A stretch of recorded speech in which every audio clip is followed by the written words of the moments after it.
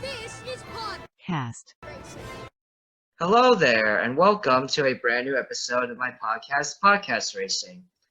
Today, I'm going to be sharing my top 10 favorite movies from the 2010s, movies that were released between the year 2010 and the year 2019, which overall was actually a really great decade for movies. This list was actually kind of hard for me to make. The last few, like 7 through 10, were actually like really hard for me to choose because like there are 30 films that are like tied for me in terms of the quality and how much I enjoy them. And I'm going to be sharing my favorite movies from 2010s with my good friends Marianne. How are you doing, Marianne? I'm pretty great. Thanks for having me. How are you?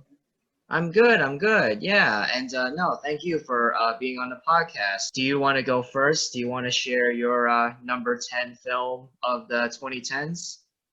Sure, but I will preface it by telling your listeners that I did something a little different. I didn't rank my top 10. I did mine alphabetically. These actually aren't in a specific order. So if you're going to give your number 10 after mine, then I guess I will go. So I guess it doesn't matter if I go in alphabetical order or not. So These the are first one basically that I just have. these are basically just your 10 favorites. You just put them in alphabetical order.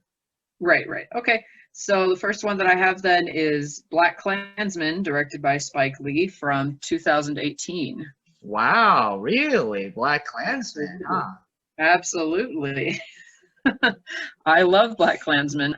What was interesting was the first time I saw it, I liked it a lot. I thought it was really well made, and I wasn't really like a Spike Lee person. I hadn't really seen any of his films.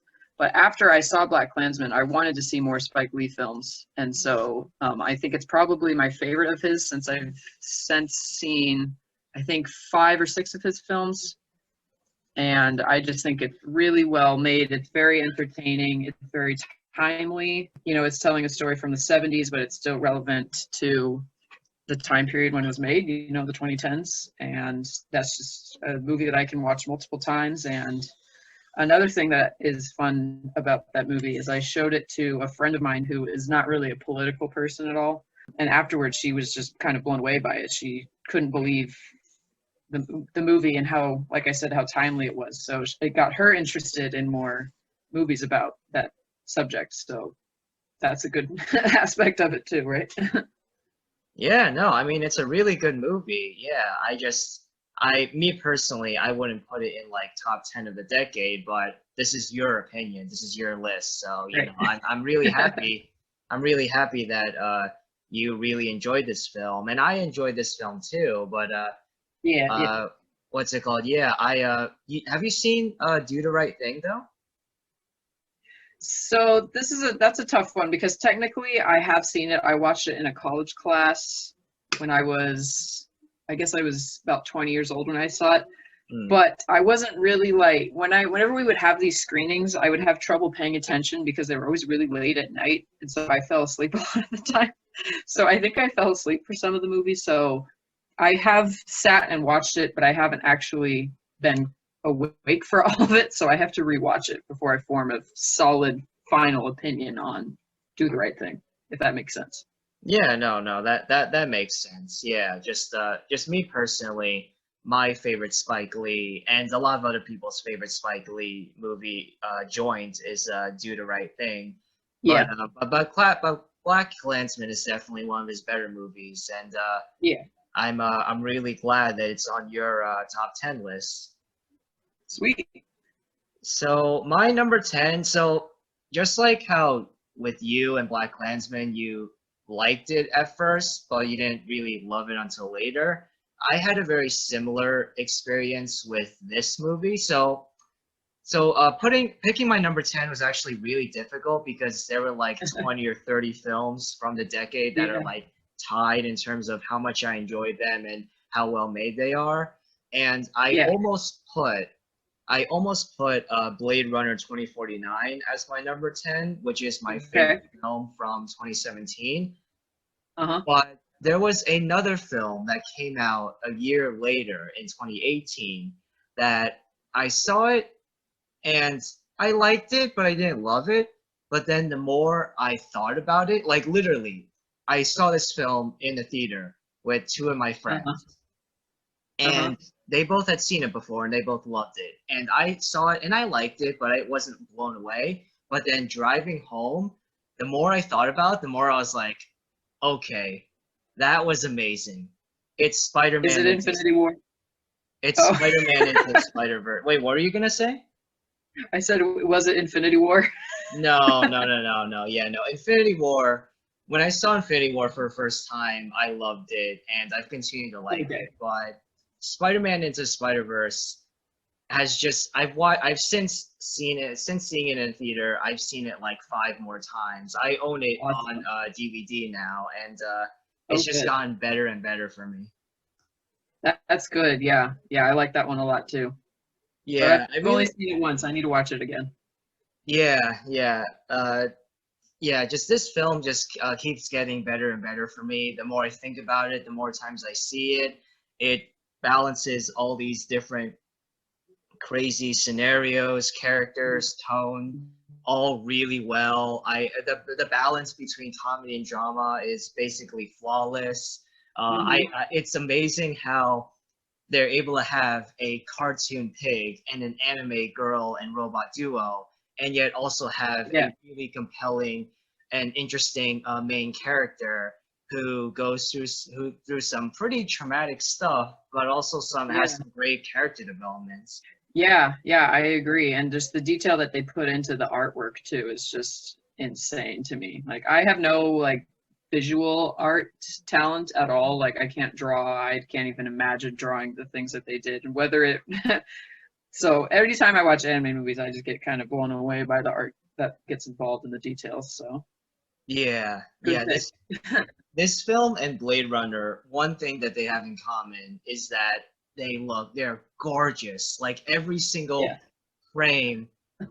I heard that Spider-Man took like 4 years to make or something like that, and Yeah. that's crazy. Like it was well worth it. Like it Yeah. definitely deserved the Oscar for best animated film, and in my opinion, should have been Definitely. nominated for even more Oscars. Yeah. I agree. I completely agree. Yeah, so Spider-Man Into Spider-Verse is my number 10. Okay. What's your ninth film? The next one, this one, I feel like this might be controversial, but I'm going with Brooklyn from 2015. With Saoirse Ronan? Yes, and so I think I might be biased because I love Saoirse Ronan and she's Yeah. probably one of my favorite actresses, but I really, really love the film. She's incredible in it, and I've seen it. I've only seen it twice, but both times that I just was really very interested in the whole story and seeing her journey as a character. And I had a little bit of a personal touch to it just because my mom is like partially Irish American, so she kind of thought that was interesting to her, so that meant it was a little bit more interesting to me. Thinking about like the whole situation with ancestry was little tiny personal touch, but it was still really it would have been really good if it was about, an ancestry that had nothing to do with me. It still would have been a good movie. No, it's a really well-made movie, but I'm really glad that there was that added bonus of that you're partially you have some Irish blood in Yeah, you, and yeah, Irish, and that you're partially Irish, and that your mom is Irish American. A lot of these films resonate with me kind of personally, but so yeah, yeah, I think that what's it called? There's nothing wrong with that putting films that really resonate with you personally as your like favorites of a year, decade, whatever. But on its own, yeah, but even without but like me personally, I don't really have much. Well, how I connect, I guess how I could connect with Brooklyn personally is that, it is an immigrant story. And yeah, even though I was born in America, I oftentimes, because I'm not white, I feel like, unfortunately, people can view me as a foreigner essentially. And right. I'm not trying to get, overly like political or anything here, but No, no, totally. I can relate. I guess I could, even though I didn't love Brooklyn Sure. as much as maybe you did, I still really enjoyed it a lot. Like it's a solid 8 out of Yeah. 10 for me. And Yeah. Yeah. I what's it called? Yeah, and I could, I can relate a little bit to like leaving my parents' home to like go to college, and Right. I can relate to being kind of a foreigner in an unfamiliar world. Yeah. Yeah. Yeah, so what's it called? So Exactly. yeah, Brooklyn, it's a really great movie. My number nine. So my this one was easier for me to pick than Spider-Man. This film is actually like a this film is one of, I guess this is a spoiler, but this film is one of several foreign films on my list. Okay. And I don't know how to pronounce the director's name. Ashad Farhadi or something like that. Okay. I wonder if this Separation. is one that this might be one I have on my list too. Oh, really? Oh, okay. Well, Might from be. this Iranian director, he's a great director. Like, if you haven't seen He is. about Ellie or The Salesman, all of you guys listening should watch those as well. But A Separation I is agree. one of his. So number nine's a separation. Yes. Yes, that is the one that's also on my list. Okay, so yeah, well, I guess we'll talk more about that later, but I'll just say briefly right now that it's a really compelling story. The acting is Yes. amazing. I love Yes. how there's nothing really flashy with the camera work, and yet every shot feels like purposeful. Like there's shaky cam, like whenever there's shaky cam, it feels like there's a purpose to it. And a few times in the movie, a separation when the camera is like on a tripod or something, like you feel it, like it adds to the emotion and Yeah. tone of the scene. And the writing's really great. And that ending hit me. Yes. I'm not going to say what it is, but that ending hit me like a ton of bricks. Yeah. Absolutely. Yeah. I agree. I've seen it only once, but I've every time I think about like movies from the 2010s, that's like honestly one of the first ones that I think of because I just think it's brilliant. And Yeah, it is. Ashgard Farhadi, I don't know if I said his name right either, but I agree with you. I think he's a complete genius, and all of his movies that I've seen, I think I've seen four of his movies. I've loved every single one of them. I think he's brilliant. Oh wow, four. I've Probably only, one of my favorite directors, actually. wow. Okay, yeah. I've only seen three, but all three have been really good. What's your Yeah, yeah, he's great. what's the eighth film on your list? The next one that I have is Hacksaw Ridge, directed by Mel Gibson, and it came out in 2016. And this is another one I was just saying about for separation, where when I think of the decade, this is one of the first ones I think of because not you said earlier you didn't want to get too political, and I don't want to get too political either, but I actually saw Hacksaw Ridge for the first time on election night 2016, and I wanted to go to the movies to avoid hearing any like election news because I knew everybody was going to be talking about it, so I just wanted like a 2 hour break from that. And so I just went into the movie and I was like, oh my God, this is so great. Like, I'm not really into war movies that much. I don't dislike them, but I don't love them either. It's not one of my favorite genres. But I saw Hacksaw Ridge and I just thought it was really, really good because it wasn't necessarily just about the war. It was about, the character Desmond Doss and his, story, his journey of how he wanted to serve and help people, but he faced opposition because of his religious views. And just seeing his character go through that and then the war stuff was just very compelling to me. I thought Andrew Garfield was brilliant in the role, and it also shows like the harsh reality of war. It wasn't like a PG-13 version. It was, an R-rated version, and it was just, I remember I saw it and I was like, that's amazing. I love it. And I think I've only seen it one more time since then, but I was blown away the second time too. So I just really like that film. Andrew Garfield definitely deserved his nomination for Best Actor, Yeah, but that was his first nomination, but it should have been his yeah, second because it should have. You're right. he also should have been nominated for Social Network. Yep, yep, yep, yep. But he did a really great job in Hacksaw Ridge, and I don't like Mel Gibson, but Mel I Gibson don't even. actually is a really great director. Yeah, I agree with you completely. I don't like him as a person. I mean, I've never met him, but the things I read about him, I don't like. I don't think I would get along with him, but yes, he is good at what he does, so Yeah. can't fault him for that. Yeah, and I'm a different type of Christian than Desmond Doss is, but as a Christian, I really appreciated how Andrew Garfield, Desmond Doss in the movie, how he really stuck with his how he really persevered and stuck with his religious belief that he should not kill, and as a Yeah, Christian watching this movie, that really that resonated with me a little, and it made me appreciate the movie a little bit more. yeah, same for me. But my number eight, a lot of you Wes Anderson fans are probably going to be really surprised that this one is that this is my favorite of the three Wes Anderson films that came out in the 2010s. I had to have a Wes Anderson film on this list, and as much as I Sure. love the Grand Budapest Hotel, Moonrise Kingdom just affected me emotionally a Okay. little bit more. Yeah. Okay. Yeah. I like that one. I'm kind of a sucker for, like, it's weird, like I'm a sucker for romance movies, and yet most romance movies that I've seen actually kind of suck. But I think that the romance in this one is handled really well, actually. Yeah, it And is. what really impressed me about this film is that it's almost kind of ambiguous, like how you feel about the romance, because it's definitely not perfect. Like there are times watching Moonrise Kingdom where I'm like, oh, they look so cute together, and then there are other times where I'm like, probably should not be running.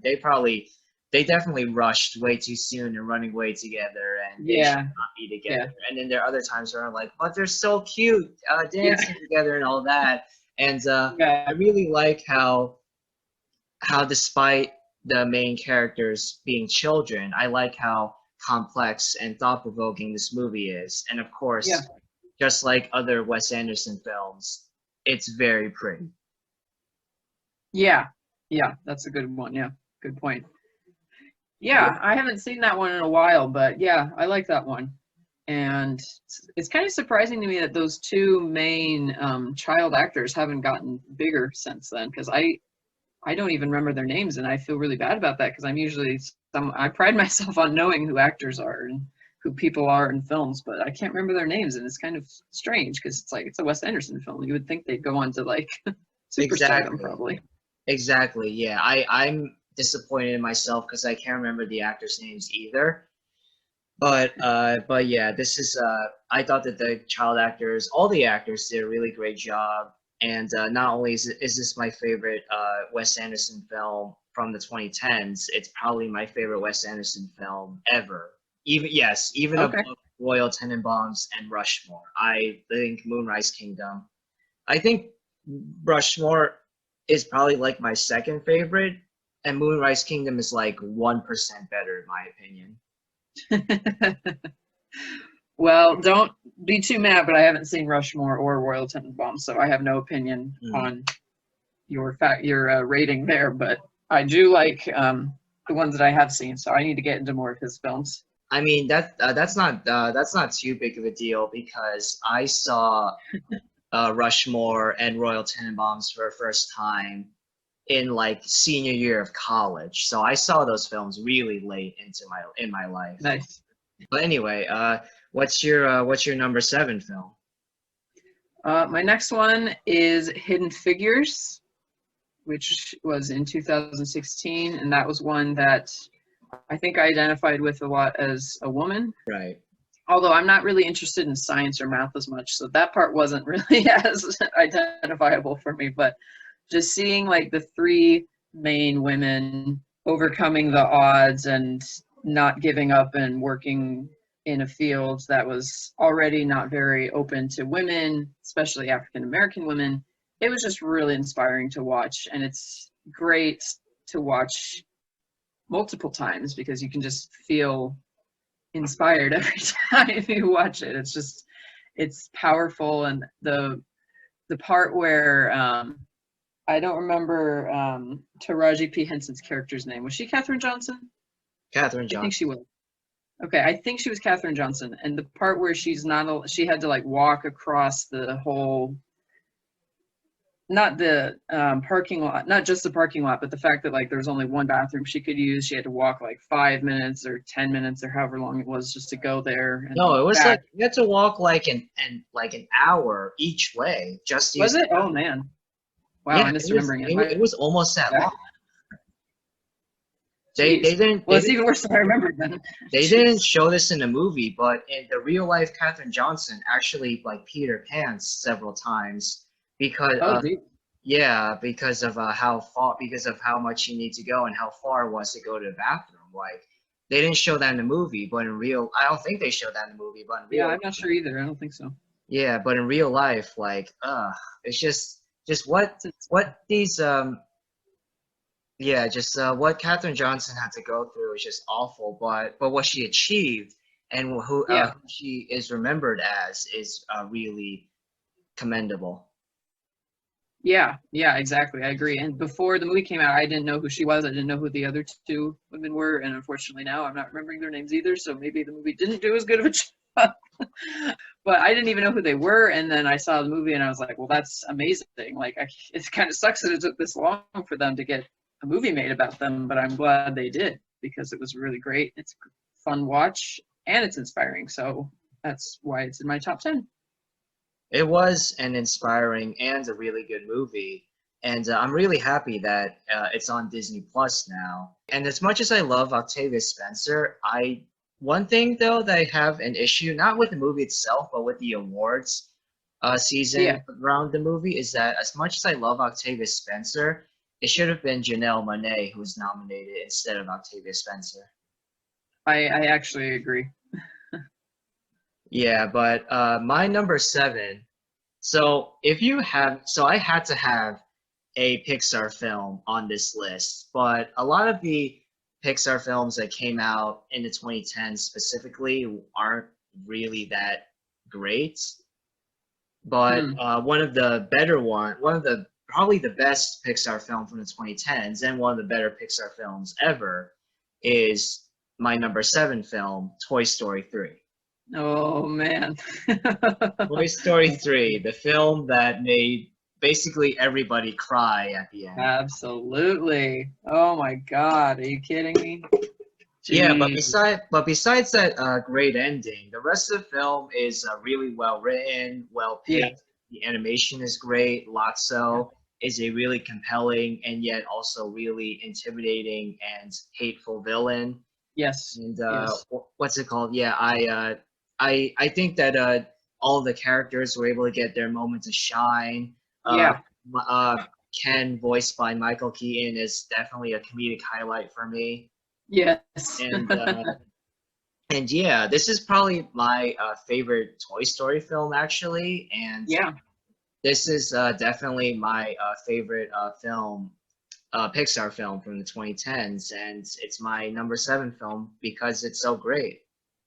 Yeah, I have to agree with you on that. It's really great. The ending is just insanely emotional.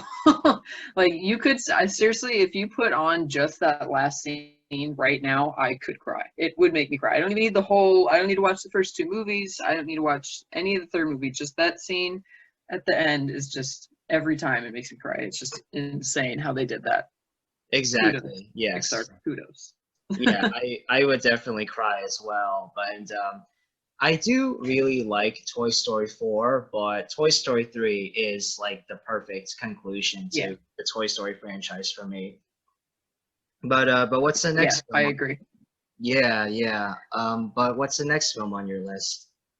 The next one for me is The Impossible. So I actually watched this movie when they had announced that Tom Holland was going to be Spider-Man because I hadn't heard of him. I didn't know who he was. I was like, so who is this kid and why is he going to play Spider-Man?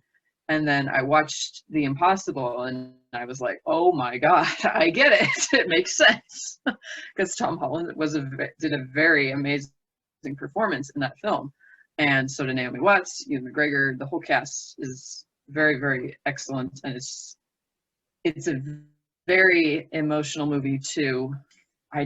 I watched it and every single moment of it I was like, oh my god, what is happening? Oh my god, oh my god, oh my god, are they gonna make it back? Oh my god, please tell me the kids are still okay. Oh my god, just the whole movie, I was on edge the whole time, at least the first time I watched it, and all the stuff that I did in the water was really well done.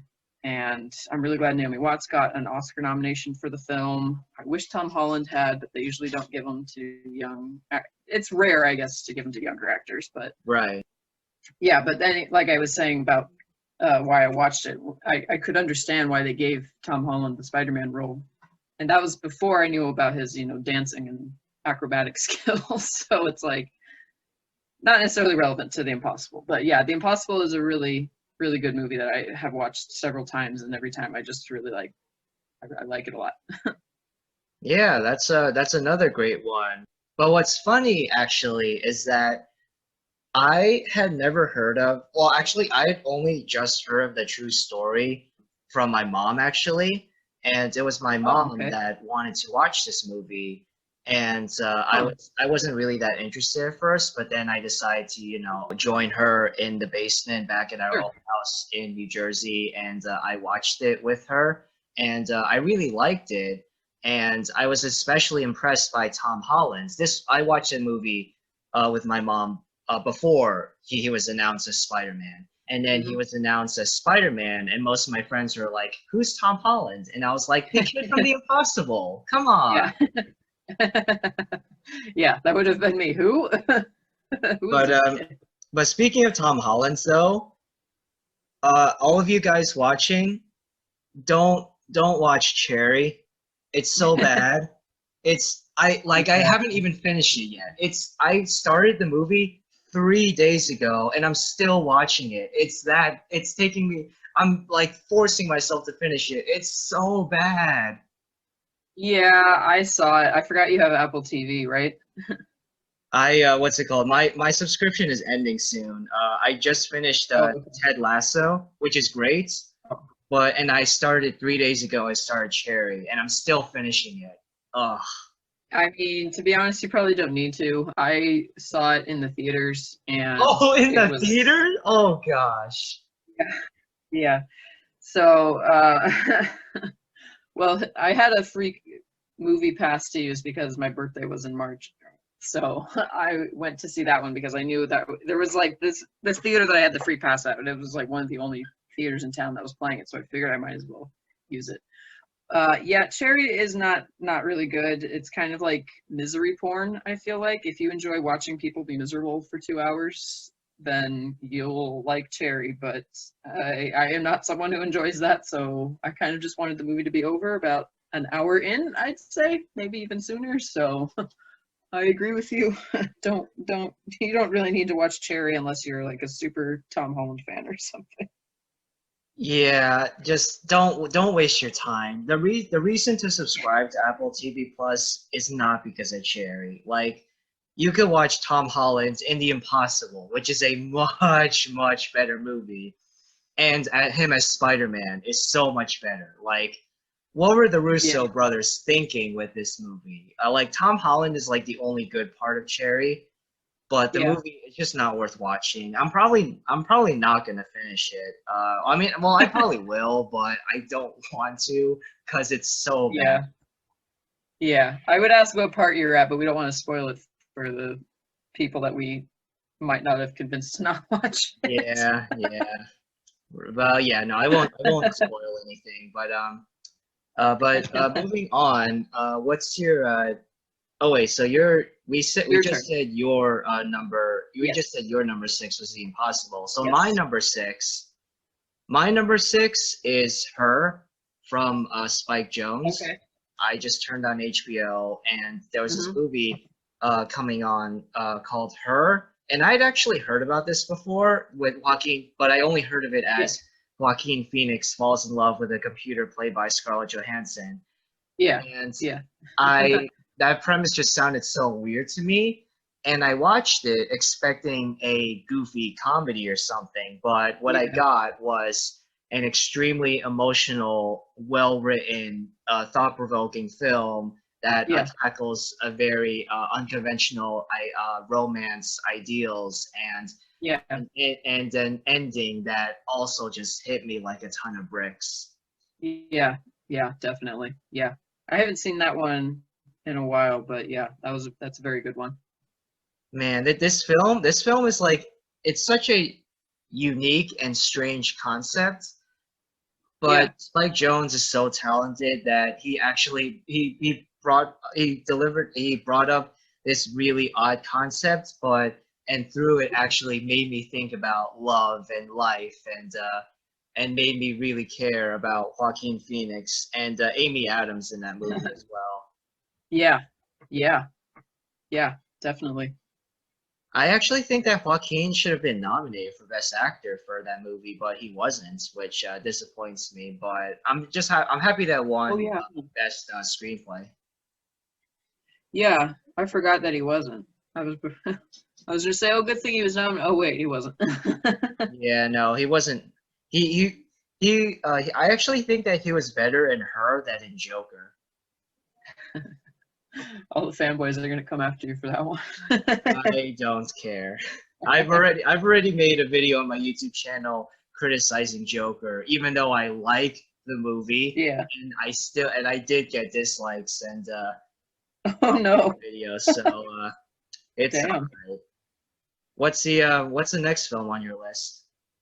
The next film on my list is The Kids Are All Right from 2010, directed by Lisa Cholodenko, I believe is how her last name is pronounced. Yeah. Um, so this is kind of a funny one. This one came out in the summer of 2010, and that was when I had turned 18, and that was, I think, the first R-rated movie that I saw as an adult. Hmm. And I felt very edgy and cool because I was seeing an R-rated movie as an adult for the first time. So I was like, yeah, this is cool. It's an R-rated movie. And I didn't even really like know what the movie was about that much. I just thought it was cool that I was seeing an R-rated movie with my sister. And then I actually watched the movie and I loved it. I just thought it was so interesting because I also hadn't really ever had that much I didn't know that much about the LGBT community. I didn't really know anybody personally who was part of that community. So seeing this movie and seeing the lead lesbian couple played by Julianne Moore and Nanette Bening just kind of opened my eyes to the whole thing. Seeing, how their relationship is just like any other relationship. They fight, but they love each other. It's just like anybody else. So there's no reason to, be against gay marriage, really, and not support the LGBT community even if you're not a part of it. So it just kind of opened my eyes to what it could be. I just didn't have a lot of experience or know anything about the community, and it was just a very eye-opening experience. It was a funny movie. I've watched it again since then a few times. It's still pretty funny. It's still relevant, and just everybody in it is amazing. I love Annette Bening. I love Julianne Moore. I love Mark Ruffalo, and Mark Ruffalo has a really interesting part in it too because I feel like he's probably seen as like being this really lovable guy and very likable, and then he's still playing that type of character, but he kind of ends up not necessarily being what you expect him to be, and he just did that so well that I'm glad he got an Oscar nomination for it. And yeah, I just really love that movie. How do you feel about the controversy about that movie, though, where the director, Lisa Cholodenko, is a lesbian, but the script was co-written by Stork Blumberg, who is a straight man. How do you feel about the controversy that the film that the film might not be totally accurate, or that it's weird that a straight man is writing a story about a lesbian couple? I think I mean, I am assuming it was Lisa Cholodenko's idea, and maybe I would have to research it a little bit more to say for sure. My assumption would be that it was her idea and she asked the other guy to collaborate with her or to help. If it was a case where she wrote it and then like the studio said that she should get this guy to help her, then that would be a different story. But if she's the one who came up with the idea and she did end up directing it, I mean, it's still pretty much her vision at that point, I would feel like. And I think it's fair that she would have gotten, another perspective, because I know I'm somebody who enjoys screenwriting, and there's several times where I've been working on something where I'm like, I need to get out of my head. I need to get a different perspective on this because, I'm a woman and I'm writing about a female character, but is this male character getting enough attention? So I think like I said, if it was a case where she wrote it and then the studio interfered and wanted a straight man's opinion on it, basically, and to rewrite it, then that's kind of not good. But if it was just her decision, then I don't really see what the problem would be because that was her choice to work with him. So Yeah, I don't know the full story either, but it does seem like it was probably the former because it's not titled at the moment and they haven't made it obviously because of, COVID, but yeah, I did see on IMDb that Lisa and Stuart are collaborating again on another upcoming untitled at the moment comedy film. So it does seem like okay, if it was the latter case where the studio brought Stuart Blumberg, then it doesn't seem like that because if okay, they're yeah. working again. Oh, good. But That's good I to know. don't know. But I don't know the full story.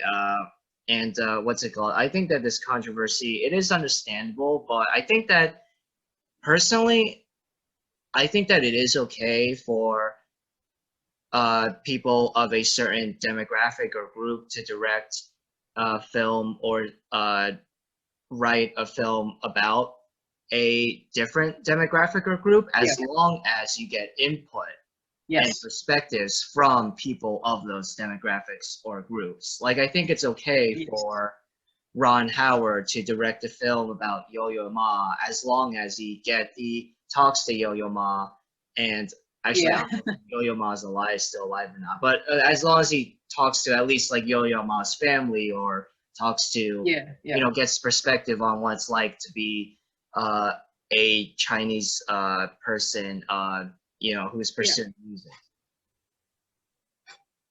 I agree. I completely agree.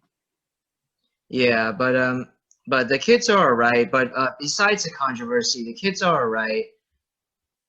I think it's a decent movie. I'm not head over heels, in love with it or anything.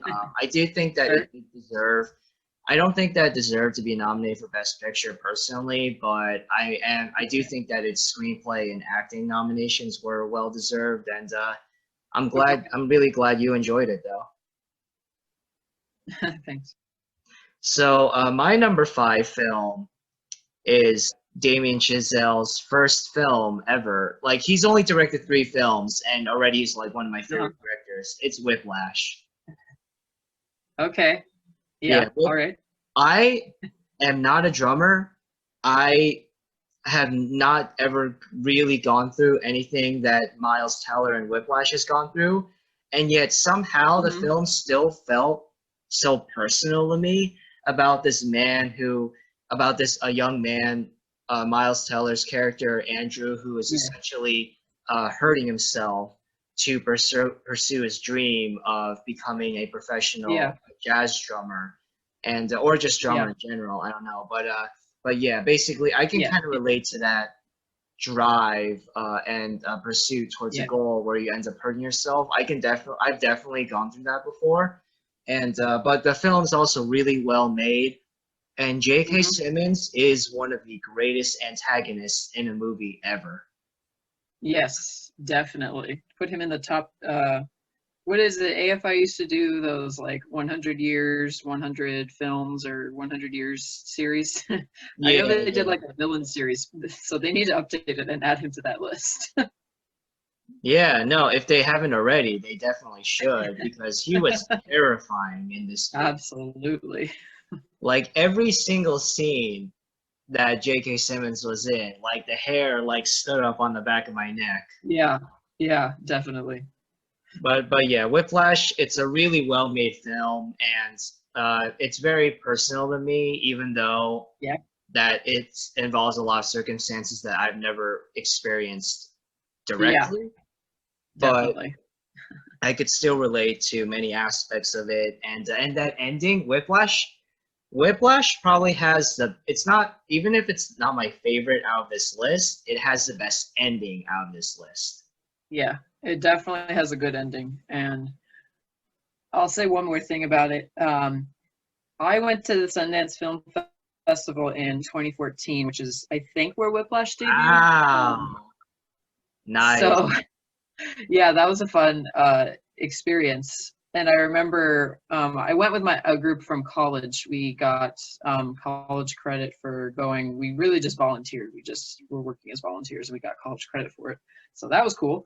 Anyway, so I remember we were all kind of gathered around. We were trying to plan out what movies we would go to when we weren't volunteering, and everybody was talking about this movie Whiplash. And I hadn't heard of Damien Chazelle because it was his debut feature film, I believe.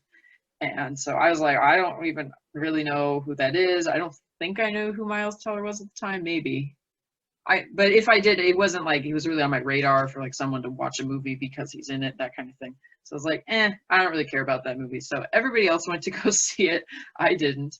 And they came back raving about it. I was like, all right, I guess I'll watch the movie. So then I did end up seeing it later. I didn't get to see it at the festival itself, but I did see it later. And I was like, all right, I get it. I understand. I should have gone first time in January. It's a really good movie. Fine. So yeah, I agree. It's a very good film. Yeah, yeah. It is a really great film. My favorite ending out of all this list. But number five, that Yeah. might seem low to some people, but like honestly, like all the films on this list are like films that I rated a 10 out of 10 on IMDb or like 5 stars on Letterboxd. Yeah. Yeah. Yeah. What's the Same. what's the next film on your list? The next film on my list is Lady Bird, directed by Greta Gerwig, and it came out in 2017. Nice, nice. That's a really good one. Good, good. I'm glad you agree. So this was one where I saw it the first time when it came out, and I had heard a lot of hype about it. And when I first saw it, I didn't really get the hype. I was just like, I enjoyed it. It was fun, and I like Saoirse Ronan, but I didn't really see it as like this big Oscar movie or like the most amazing film ever. Because for me personally, um, I feel like a big part of Lady Bird is the relationship with her mom that she has, and it's a little bit negative. There's a lot of animosity between them sometimes, and I couldn't really relate to that because I'm very fortunate to have a very good relationship with my mom. We're a very loving relationship, and some of the things that the mom and Lady Bird say to each other, I'm like, if I ever said that to my mom, I would be ashamed of myself, or if my mom said that to me, I would be very upset. And so that's why at first I didn't really get it. I was like, I don't, this whole mom thing is too much for me. But then I watched it again, and I watched it another time. I ended up watching it like 5 times since then, and each time I've watched it, it gets funnier, it gets more emotional, and even though I don't relate to the mom relationship, I still like I get it, and it's still worth watching. It's emotional. It's just there's not really much more you can ask for in the movie because, like I said, it's funny, it's emotional. It hits a lot of different beats, and I just think it's really great. Yeah, yeah. Another great performance from Saoirse Ronan that was deservedly nominated. And Greta Gerwig did a. I already really liked her as an actress, but I thought she did a great job directing, and especially her writing was Yeah. great. Yes. Uh, Yes. like basically perfect. Yeah, it's a really funny movie. Just like you, it's a movie that gets funnier for me every time I see it. Yep. And I, even though I do have a very loving relationship with my mom, she and I have argued a lot, and Yeah. we haven't necessarily said anything to each other that's as bad as what Lady Bird and her mom say to each other, but I could still relate to that Yeah. aspect of the film because my mom and I have definitely bickered before, and I think that Yeah. actually the reason why our my relationship with my mom is so strong and loving now is because of the because like the art from the arguments we both learned from each other and grew from that. Right. And so Lady Bird, even though I've never said anything as bad as what Lady Bird said, I could still relate to Lady Bird a bit, and it almost was on this list. That was like one of the 30 that was like tied Yeah, with sure, that almost made it to my 10, but it just barely missed. But it is sure. also a really great film, and yeah, I'm really glad it's on your list actually. Yes, so we can still talk about it. Yeah, because that is one that there's one that I definitely could say much more about. But my number four list is I'm definitely biased here because I think I know what it is. yeah, Just I think you probably know what this film is already. But Parasite. yep. Parasite, only and the first and only Korean movie to be nominated for and win Best Picture, and I am so happy Yeah, about that. yeah, yeah. That's one that was almost on my list. It's not on my list. Spoiler alert, but Yeah, I love this movie so much. It was my favorite film from 2019. I really didn't think that mhm, it would win Best Picture at all. I knew that it would be nominated, yeah, but I didn't think that it would win. And then when I Bong didn't either. Joon-ho won Best Director, I was like, yes! I was so happy because Sam Yeah, Mendes, I enjoy 1917, but I really disagreed with it being nominated for Best Picture, and it was winning Best Director and Best yeah, Film at like the Golden Globes and all these other yep, awards. So I was like, okay, at the Oscars, 1917 or Once Upon a Time yep, in Hollywood is gonna win Best Picture, and Sam Mendes is yep. gonna win Best Director. And then when Bong Joon Ho won, I was like, yeah, I was so Yeah, happy. he had a I great night. yeah, I was I clapped even though I was by myself in my room watching the Oscar. And That's funny. I think my Oscar reaction to Parasite winning Best Picture is like the most views I have on my YouTube channel, which I'm really happy about that because people get to see just Cool. how happy I am that my people of my race are finally represented at the Oscars. Yes, yes, definitely. It's a brilliant film. And I really want to meet I really want to work with Bong Joon-ho one day because he's definitely one of my favorite directors Yeah. alongside with Wes Anderson, and Hmm. I love how flawlessly he combines like comedy and drama in all of Yeah, his films. Basically his yeah, films are generally more dramatic, but also they can be really funny. Like there's some yes. really funny moments in them as well. Parasite is definitely no exception. And yeah, it's my number four film on the list. And Cool. some might accuse me of being biased because I'm a Korean and it's a Korean film, but at least it's not number one, which surprised myself honestly. Like honestly, when I was making this film, there was a part of me that was like, I don't know, this film is so great, but should I put it as number one? But there are three films that slightly resonate with me more than Parasite, but we'll get into those later. Sure, sure. What's the next film on your list? So this one I think is going to be a bit surprising. I was a bit surprised myself by putting it on this list. And remember that mine is not in a ranked order. So I'm not saying this is the third, but it is Logan, directed by James Mangold from 2017. And this one, I just think it's what I really love about it is it transcends the fact that it takes place in the superhero universe, the X-Men universe, and it's not about, Wolverine being Wolverine and fighting and, beating people up or whatever Wolverine does. It's so much more than that. It's about fatherhood. It's about, coming to grips with, your own morality. I can't even, there's so much. I've seen it once, actually. I've only seen it once and I really should watch it again. But I just know that when I was watching it in the theater, there was not one point that I was bored. There was not one point where I thought it was, overdone or over dramatic or not dramatic enough. It did get nominated for best screenplay, didn't it? Yeah, Yeah. it did. And that was just so surprising to me that they did that. And I was really, really glad because I just thought, like I said, I'm going to go back to it. It transcends its genre. Like if you just told someone, oh, it's another Wolverine movie, like that's not even accurate to say that because it's not even really about that. There's so much going on there. It's entertaining. It's emotional. Emotional has been the word of the, of the day for this podcast for me anyway. I just think it's so good. It's amazing. I even though I've only watched it once, I could probably watch it 10 more times at least. Maybe 100. Logan is definitely my favorite X-Men movie, and the fact that Hugh Jackman wasn't nominated for Best Actor still annoys me to this day. Like Gary Oldman as Winston Churchill in Darkest Hour, he was really good, but I actually thought that Hugh Jackman was better acting wise.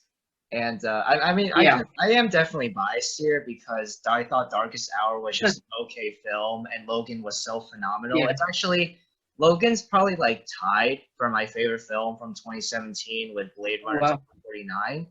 Nice. But it probably I think that maybe Logan I might like that slightly more than Blade Runner, honestly. Like I have it ranked higher on Letterboxd, but like those two Yeah. films are like interchangeable. Those two are constantly like switching Yeah. as like Yeah. number Yeah. one and number two of 2017. But yeah, like Logan, Nice. I'm really happy it got its screenplay nomination, and it was such an emotional, but and yet at the same time satisfying end. Even though the ending is depressing, it was still a very satisfying film to watch I agree. because it gave off a proper conclusion to Wolverine's story, and Daphne Keane as Laura. So Amazing. good. So I know. I agree. She was so good, and I'm glad she's, still on the up and getting work. My number three film. I actually my last minute change was actually switching my number four, my number three. Oh, I okay. originally had Parasite as number three, and this one is Okay. number four. But I decided at the last minute, literally right before we recorded this, to switch the two. Moonlight is now my number three. Okay. Yeah, and I don't know why. Like Parasite resonates with me a little bit more personally because it Yeah. is a Korean film, Sure. and I can kind of relate to the main character in Parasite more than I relate to main character in Moonlight. Sure. But there's just something about the way the filmmaking of Moonlight and the way that Barry Jenkins brilliantly tells the story of Sharon. It like I'm Yeah. drawn into this world, and I have so much like sympathy for this character. Mhm. And even though I am straight, I still can relate a lot to the struggles that Mhm. Sharon and Moonlight and Timothy Chalamet Calling Me by Your Name went through, because both Yeah. of them are in love with someone that society basically tells them maybe they tell themselves that they cannot be in love with. And Yeah. yeah, Call Me by Your Name is another great film that almost made on this list. But Moonlight, Yeah. man, this is a slight spoiler for Moonlight, but when the bully forces Kevin, who Sharon kissed on the beach during a previous scene, the bully finds out about this. He basically like forces Kevin to beat up Sharon, and then Yeah.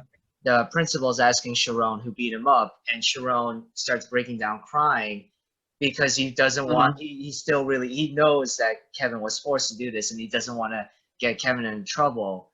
Yeah. That broke my heart so much. Yeah. Like, oh It was so man, nice. That was heartbreaking to watch.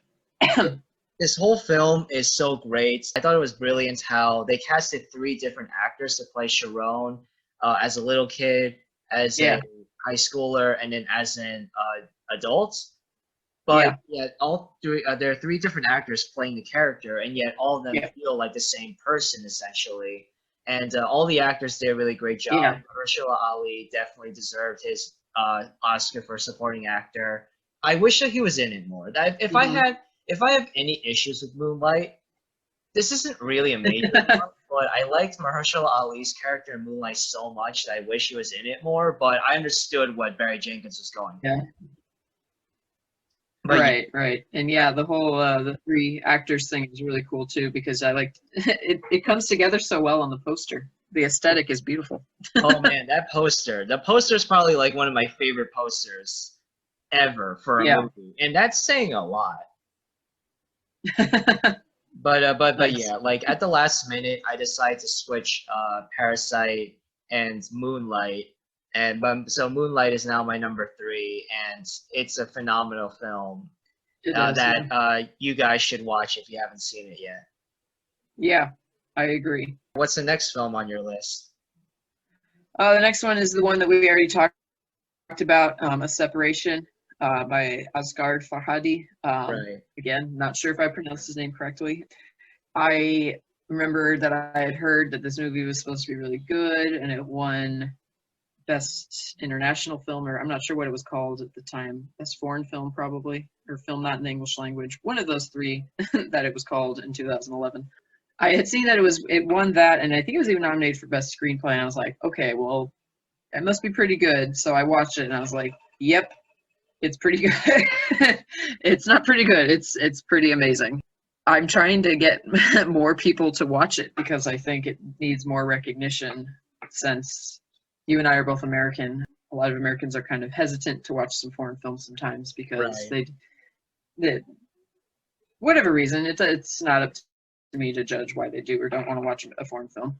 I want more people to see it because it's brilliant. I mean, it's kind of like a play almost because I haven't seen it in a while, but if I remember correctly, it's pretty self-contained with the set. It's not like, it's obviously not like an action movie or anything, but it's almost like you're watching someone's real life just unfold, and it's like you're observing truth.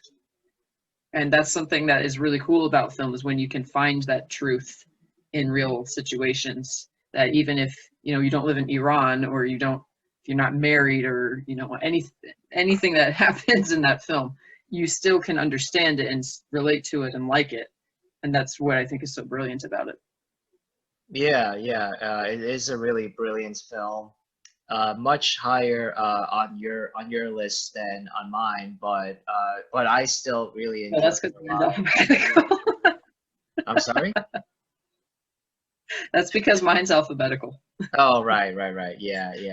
I'm really Separation, curious yeah. now to actually hear what the last film on your list is, but before that, uh, my number two film My number two film is probably objectively the best film of the decade of the 2010s, and it's a really great film, and it's one that I know for a fact that you also have a five-star rating for this film because I constantly read reviews on Letterboxd of this film, like I constantly do because it's just Yeah. so great. And Yep. the reviews of, for some reason, the reviews of this film specifically are the ones that are like the most well written or the funniest. It's Yeah. uh, it's David Fincher's best film, The Social Network.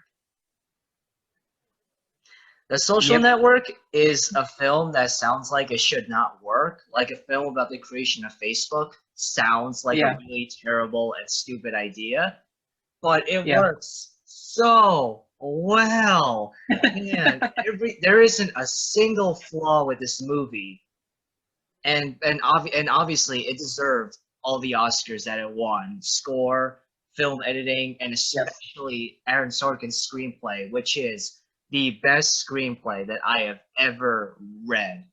The best screenplay ever written, in my opinion. Like Aaron Sorkin, he cannot get any better than this. Like this screenplay is perfect, and the film is perfect, and like every actor was perfectly cast. Even when I heard that Justin Timberlake was cast, I was like, Justin Timberlake, he's not an Yeah. actor. But then he was really good.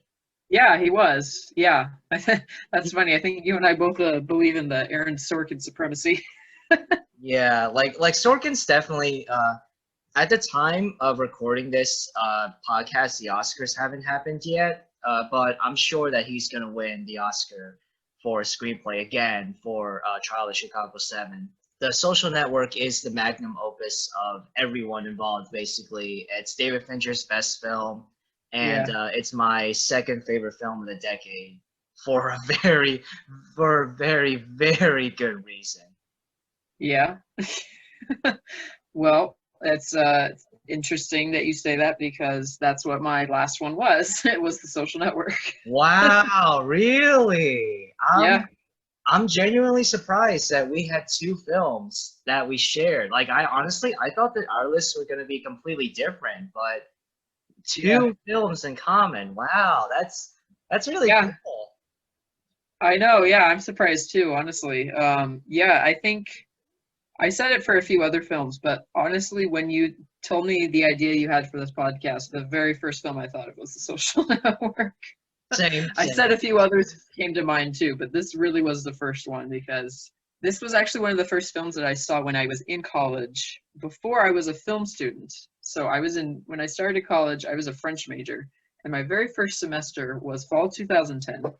And I had a weird schedule where I had like 5 hours between classes, and I was a commuter student. So I lived at home and I commuted about 20 minutes. I don't know exactly how far, but it was far enough that I didn't want to go home between classes. So I had a 5 hour break between classes. And so I would go to the movies in that time if I could get it in my schedule. So one of the first ones I saw, because I think it came out in October, was The Social Network. And I wasn't really a film student. I didn't really know anything about film, but as I watched it, I was like, this is the greatest thing I've ever seen. I love this. This is so cool. Even though it was like very male dominant, there's like barely any female characters.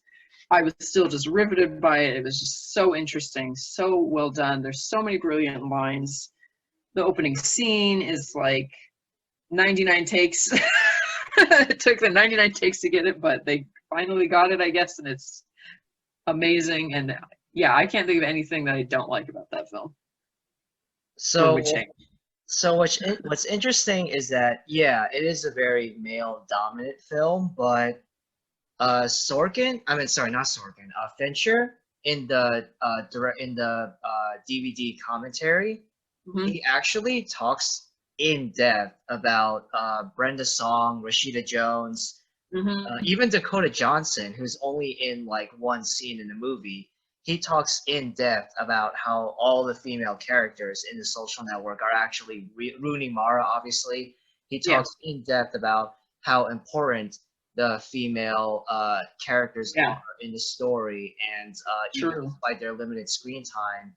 And Fincher, he really, I was pleasantly surprised by like how even though the female characters aren't in The Social Network that much, they all provide a purpose and an explanation for many of the Yeah, male characters' egos and psyches, basically. I really commend Fincher for directing The Social Network in a really smart way. And yeah, there is definitely sexism in The Social Network, but it never felt like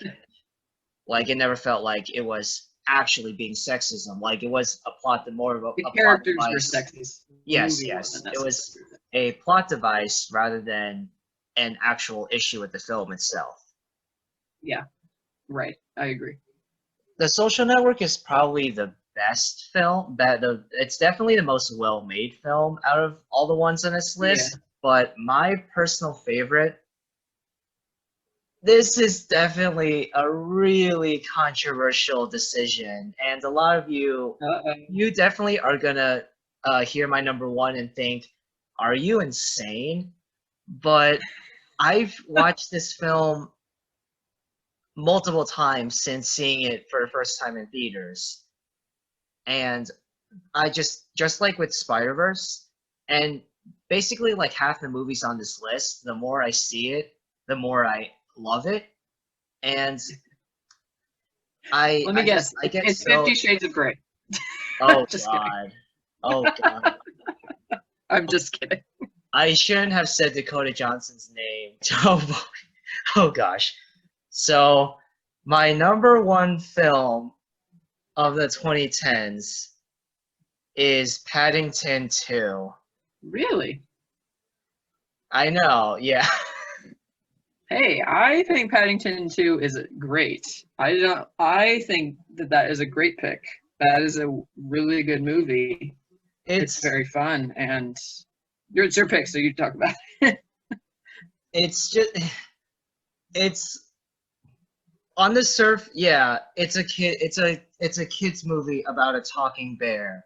I get it. Yeah, it's oh, it's only meant to be for children.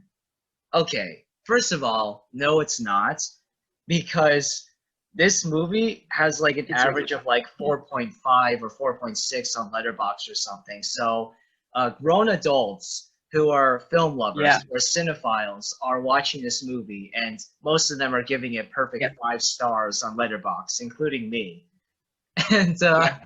Yeah. this film, it has such a great message about just being kind and how being kind and Yeah.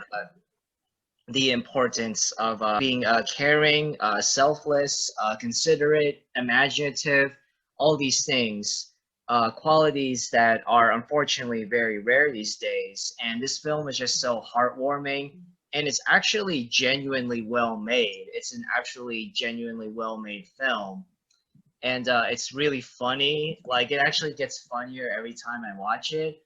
And the ending is another ending that just really just gets me. I Yeah. love this movie so much. And I know, like, to some people it might be absolutely ridiculous that I have this film as my favorite of a decade, but I don't care. I love this movie so much. It's only come out a couple of years ago, but since then I rewatched it so Good. many times, half of the time with my family on DVD. And yeah, I love this movie so much.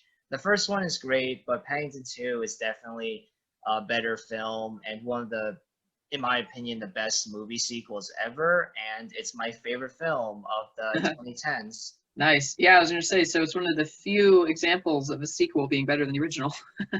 Yeah, yeah. I mean, I really like the original. I actually really like the original a lot, but the sequel Yeah. is just phenomenal. It's magical, and yeah, I I I Yeah. have Yeah. nothing You else to like say. it. You like Yeah, I really love it. I love all the films on this list a lot. Like, all the films I on hope this so. list. Yeah, like all the films on this list, I would give a perfect 5 star rating to. And there are many films Yeah. that didn't make it on this list that also have a perfect 5 star rating, but these just happen to Yeah. be the 10 out of like the 40 or 50 films from the Yeah. decade, or even more than that, that like really resonated with me emotionally. These just happen to be the 10 that Yeah. I would consider to be the best of the best. Yeah. I'm very happy with my list. If you were looking at my letterbox, I don't think actually many of these have a 5 out of 5 rating, but that's because the way I have my ratings system set up is I don't give a movie a 5 out of 5 until I've seen it at least 5 times. That's just my personal rating for it. But if it's a 9 or a 4 out of 5, or sorry, 4.5 out of 5 or a 9 out of 10, that that's usually like my this is really amazing score. I think that I personally like to save the tens for when I've seen it multiple times, because to me that means it has a lot of staying power. I get, yeah, I totally get that. Yeah. I'm a little bit more frugal, I guess. I don't know if that's the right term or not, but I'm a lot more generous with my 5 star ratings. Like, there are definitely films that I've given like 10 out of 10 Yeah. to, but then I would rewatch it and I would still enjoy it, but it wouldn't be as good. And so I would decrease the rating to a 9 or an 8, but I would still really enjoy it. But yeah, I'm a lot more generous with Yeah. my 5 star ratings. But the films on this list, all in my opinion, deserve Sure. a 5 star rating. And I want to thank you again for being on the podcast. This was a lot of fun. Thank you. Yeah, I had a great time as Yeah, always. yeah, You we come up should. with good topics. Yeah, we should definitely. I would love to have you on the podcast again. Yeah, you just say the word, pick the topic. If it's something, unless it's something I think I'm not going to know anything about, I would be glad to. Right, right. And yeah, I want to thank all of you out there for listening to another episode of my podcast, Podcast Racing. I hope that all of you are doing well, continuing to stay safe out there. And yeah, see you guys next time. Bye.